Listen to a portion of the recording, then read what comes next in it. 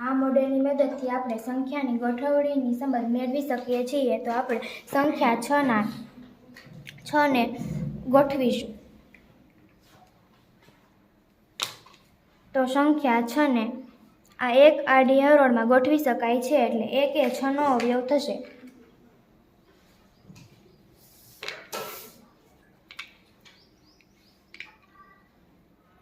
સંખ્યા 2 ને આ બે આડી હરોળમાં સંખ્યા 6 ને બે આડી હરોળમાં ગોઠવી શકાય છે, એટલે 2 એ 6 નો અવયવ થશે.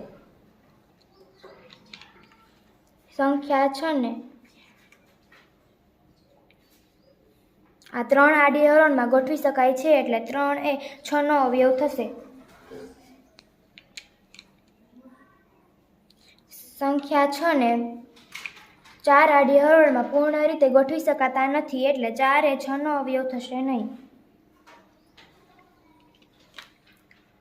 સંખ્યા 6 ને 5 આડી હરોળમાં પૂર્ણ રીતે ગોઠવી શકાતા નથી, એટલે 5 એ 6 નો અવયવ થશે નહીં.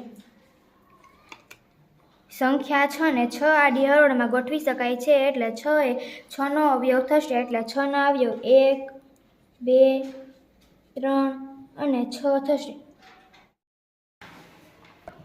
આ જુદી જુદી સંખ્યા દર્શક પટ્ટીઓની મદદથી આપણે અવયવ, અવયવી, મધ્યક, મધ્યસ્થ, બહુલક, સ્તંભ, આલેખ પણ શીખી શકીએ છીએ.